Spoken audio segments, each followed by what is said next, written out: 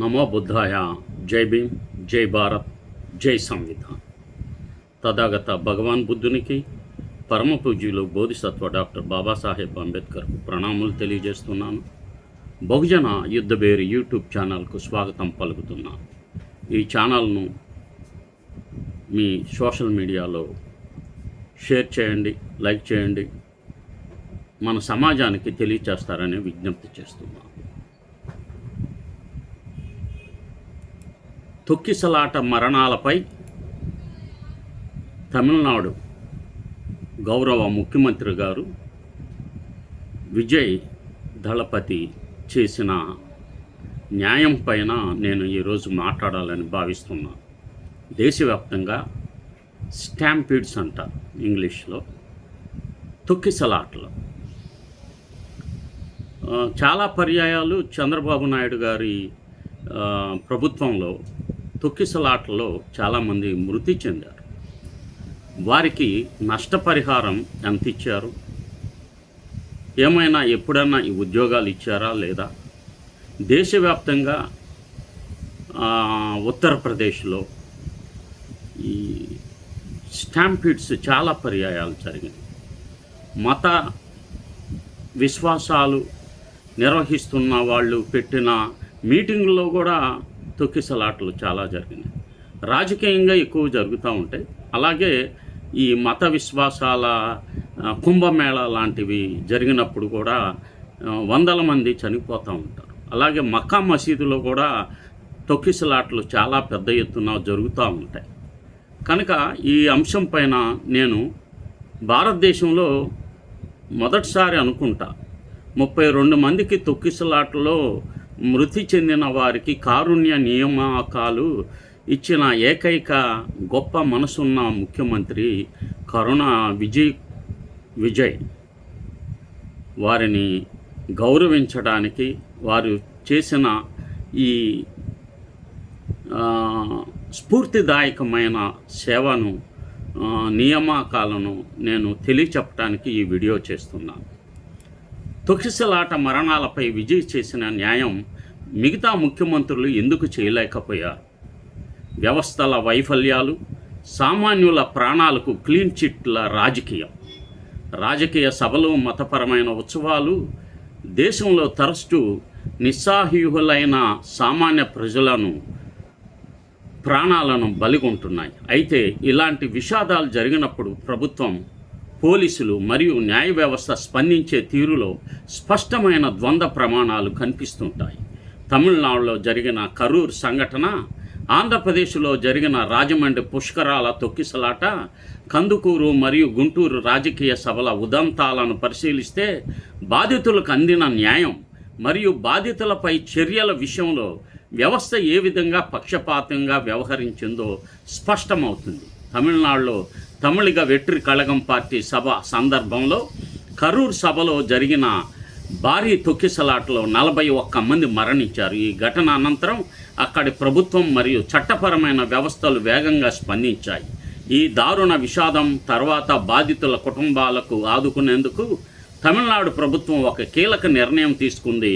మరణించిన వారి కుటుంబాల్లో అర్హులైన 32 మంది చట్టపరమైన వారసులకు విద్యుత్, వైద్య, మున్సిపల్ వంటి ప్రభుత్వ శాఖల్లో కారుణ్య నియామకాల క్రింద ప్రభుత్వ ఉద్యోగ పత్రాలను స్వయంగా ముఖ్యమంత్రి అందజేశారు. అదే సమయంలో ఈ కార్యక్రమాన్ని నిర్వహించిన రాజకీయ పార్టీ అధినేత విజయ్తో పాటు స్థానిక నిర్వాహకులపై పోలీసులు కేసులు నమోదు చేశారు. ఈ కేసు ప్రస్తుతం కేంద్రీయ దర్యాప్తు సంస్థ ఇండియాలోని సిబిఐ విచారణలో ఉంది. ఇక్కడ వ్యవస్థ ఒకవైపు తప్పు చేసిన వారిపై చట్టపరమైన చర్యలు తీసుకుంటూనే మరోవైపు బాధితుల కుటుంబాలకు సామాజికంగా ఆదుకోవడానికి ప్రాధాన్యత ఇచ్చింది. దీనికి పూర్తి భిన్నంగా ఆంధ్రప్రదేశ్లో రాజమండ్రి గోదావరి పుష్కరాల సందర్భంగా జరిగిన ఘోరం నిలిచింది. అప్పట్లో ముఖ్యమంత్రి చంద్రబాబు నాయుడు హయాంలో పుష్కరాల మొదటి రోజున విఐపి ఘాట్లో జరిగిన తొక్కిసలాట్లో 29 మంది ప్రాణాలు కోల్పోయారు. ఈ ఘటనకు బాధితులకు అందిన సహాయం, బాధ్యులపై తీసుకున్న చర్యలు పూర్తిగా రాజకీయ కోణంలో సాగాయి. కరూర్ ఘటనలో బాధితుల కుటుంబాలకు ప్రభుత్వ ఉద్యోగాలు ఇచ్చినట్లుగా రాజమండ్రి పుష్కరాల బాధితులకు నాటి ప్రభుత్వం ఎలాంటి ఉద్యోగ భరోసా కల్పించలేదు. కేవలం 10 లక్షల రూపాయల చొప్పున ఆర్థిక సహాయం ప్రకటించి చేతులు దులుపుకుంది. ఈ ఘోర ప్రమాదానికి అప్పటి పాలకుల ప్రచార ఆర్భాటం, విఐపి ఘాటిలో సినిమా షూటింగ్ తరగతిలో గంటల తరబడి సమయం వృధా చేయడం, సాధారణ భక్తులను నిలిపివేయడమే కారణమని తీవ్రమైన విమర్శలు వచ్చాయి. అయితే దీనిపై విచారణ చేసిన జస్టిస్ సోమయాజుల్ కమిషన్ అప్పటి ప్రభుత్వానికి పూర్తి క్లీన్ చిట్ ఇచ్చింది. ప్రమాదానికి మీడియా అత్యుత్సాహం, భక్తుల అకస్మాత్తు రద్దీనే కారణమని నివేదిక ఇచ్చి అధికారులను, పాలకులను చట్టపరమైన బాధ్యత నుండి తప్పించారు. మతపరమైన కార్యక్రమాల్లో భక్తుల సెంటిమెంట్లను, రద్దీని అంచనా వేయడంలో ప్రభుత్వాలు, దేవాలయ బోర్డులు తరచూ విఫలమవుతున్నాయి. తిరుపతి పద్మావతి పార్కు వద్ద వైకుంఠ ఏకాదశి టోకెన్ల జారీ చేసే సమయంలో ఒక్కసారిగా తోపులాట జరిగి 6 భక్తులు మరణించారు. ఈ ఘటనపై హైకోర్టు ఆదేశాల ప్రకారం జ్యుడిషియల్ కమిషన్ విచారణ చేసినప్పటికీ తిరుమలలో గతంలో జరిగిన ఇలాంటి సంఘటనల తరహాలోనే విచారణలు కేవలం నివేదికలకే పరిమితమయ్యాయి తప్ప ఏ అధికారికి క్రిమినల్ బాధ్యత నిర్ధారించబడలేదు. మతపరమైన ఉత్సవాల్లో ప్రమాదం జరిగితే ప్రభుత్వం వెంటనే దానిని అనుకోని ప్రమాదంగా లేదా భక్తుల అత్యుత్సాహంగా చిత్రీకరించి అధికారులను కాపాడటం, బాధితులకు కేవలం కొంత డబ్బు ఇచ్చి సర్ది పెట్టడం ఒక ఆనవాయితీగా మారింది. రాజకీయ సభల్లో జరిగే తొక్కిసలాటను గమనిస్తే అధికారంలో ఉన్న పార్టీలు విపక్షాలను ఇరుకున పెట్టడానికి ఈ ఘోరాలను ఏ విధంగా వాడుకుంటున్నాయో అర్థం చేసుకోవచ్చు. నెల్లూరు జిల్లా కందుకూరులో జరిగిన టీడీపీ రోడ్ షోలో సందర్భంగా డ్రైనేజ్ కాలువలో పడి 8 మంది మరణించారు. అప్పటి వైఎస్ఆర్ ప్రభుత్వం ఈ ఘటనను తీవ్రంగా పరిగణించి విపక్ష సభలపై తీవ్ర ఆంక్షలు విధిస్తూ జీవో నెంబర్ 1 తీసుకువచ్చింది. అలాగే గుంటూరులో చంద్రన్న కానుకల పంపిణీ కార్యక్రమంలో జరిగిన తొక్కిసలాట్లో 3 మహిళలు మరణించారు. ఈ 2 ఘటనల్లో రాజకీయ నాయకులపై, నిర్వాహకులపై పోలీసులు నాన్ బెయిలబుల్ కేసులు పెట్టారు. పార్టీల పరంగా మృతుల కుటుంబాలకు కొంత ఆర్థిక సాయం అందింది, కానీ ఈ బాధితుల కుటుంబాలకు శాశ్వత ఉపాధి అయిన ప్రభుత్వ ఉద్యోగం కల్పించడంలో ఏ ఒక్కరూ చొరవ చూపలేదు. ఇవన్నీ కేవలం రాజకీయ ఆరోపణల పర్వాలుగా, కక్ష సాధింపు చర్యలుగానే మిగిలిపోయాయి. జాతీయ స్థాయిలో చూసుకున్నా పరిస్థితి ఇలాగే ఉంది. ఉత్తరప్రదేశ్లో జరిగిన కుంభమేళా తొక్కిసలాట్లో పలువురు భక్తులు మరణించినప్పుడు అలహాబాద్ హైకోర్టు తీవ్రంగా స్పందించింది. కోర్టు ఒత్తిడి ద్వారానే బాధితులకు నష్టపరిహారం అందేలా చేసింది. అలాగే హత్రాస్ సత్సంగంలో 100కు పైగా ప్రాణాలు పోయిన ఘటనలో ఇండోర్ బేలేశ్వర మహాదేవ్ ఆలయ బావి స్లాబ్ కూలి 36 మంది మరణించిన ఉదంతంలోనూ కేవలం కొంత ఆర్థిక పరిహారం, నిర్వాహకుల అరెస్టులతోనే సరిపెట్టారు తప్ప బాధిత కుటుంబాలకు శాశ్వత ప్రభుత్వ ఉద్యోగ భరోసా దక్కలేదు. ఈ సంఘటనలన్నిటికీ సరిపోల్చి చూస్తే పోలీసు మరియు ప్రభుత్వ అధికార యంత్రాంగం యొక్క ద్వంద్వ వైఖరి స్పష్టంగా బయటపడుతుంది. ప్రతిపక్ష పార్టీలు లేదా ప్రైవేటు వ్యక్తులు నిర్వహించే సభల్లో ప్రమాదాలు జరిగితే వెంటనే క్రిమినల్ కేసులు, అరెస్టులు చాలా తీవ్రంగా ఉంటాయి. అదే అధికారంలో ఉన్న ముఖ్యమంత్రి లేదా ప్రభుత్వం స్వయంగా నిర్వహించిన ఉత్సవాల్లో వందలాది మంది పోలీసులు ఉన్న కళ్ళ ముందే ఘోరం జరిగిన ఏ ఒక్క ప్రభుత్వ అధికారిపై లేదా పాలకుడిపై క్రిమినల్ చర్యలు ఉండవు. పైగా ప్రభుత్వాలు వేసే విచారణ కమిషన్ల నివేదికలు రావడానికి ఏళ్లు పడుతుంది. ఈలోపు ప్రజల్లో ఆగ్రహం చల్లారుతుంది. చివరకు ఈ నివేదికలు పాలకులకు రక్షణ కవచాలుగా మారి క్లీన్ చిట్ ఇవ్వడానికి ఉపయోగపడుతున్నాయి. దేశంలో ప్రాణం విలువ రాష్ట్రం సరిహద్దులను బట్టి, రాజకీయ అవసరాలను బట్టి మారిపోతుందా అనే ప్రశ్న ఇక్కడ ఉదయిస్తుంది. తమిళనాడు కరూర్ ఘటనలో మరణించిన వారి కుటుంబాలకు ప్రభుత్వ ఉద్యోగాలు ఇవ్వడం అనేది ఒక గొప్ప సానుకూల పరిణామం అయితే, ఆంధ్రప్రదేశ్లో జరిగిన ఏ ఒక్క ఘటనలోనూ బాధితులకు ప్రభుత్వ ఉద్యోగాలు ఇవ్వకపోవడం పాలకుల చిత్తశుద్ధి ప్రశ్నార్థకం చేస్తుంది. రాజకీయ మీటింగులైనా, దేవుడు ఉత్సవాలైనా ప్రాణాలు కోల్పోయేది సామాన్య పేద ప్రజలే కదా. వారికి ఇచ్చే కొన్ని లక్షల రూపాయల పరిహారం కుటుంబాల భవిష్యత్తును నిలబెట్టలేదు.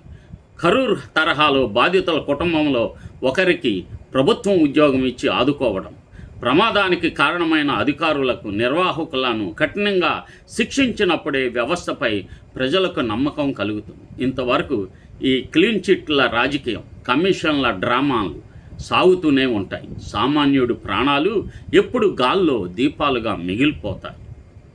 ఇంత ఘోరమైన విషాదకరమైన దృశ్యాలు భారతదేశంలోని స్టాంపీడ్స్ ఎక్కువగా చూస్తూ ఉంటాము. మక్కా మసీదులో కూడా రాళ్ళు రువ్వుకునే సందర్భంలో వందలాది మంది చనిపోతూ ఉంటారు. అంటే అక్కడ చనిపోతే నేరుగా స్వర్గానికి వెళ్ళొచ్చు అనే అపోహలు, కాశీలో చనిపోతే నేరుగా స్వర్గానికి వెళ్ళొచ్చు అనే అపోహలు, మత విశ్వాసాలు, క్రూరమైన మత విశ్వాసాలు పేద ప్రజలను దారుణంగా, అత్యంత దారుణంగా ప్రాణాలను కబళించి వేస్తున్నాయి. ఇందుకు సరైన న్యాయం మాత్రం జరగటం లేదు. లక్షల రూపాయలు ఇచ్చినంత మాత్రాన కుటుంబాలు జీవించటం చాలా కష్టం.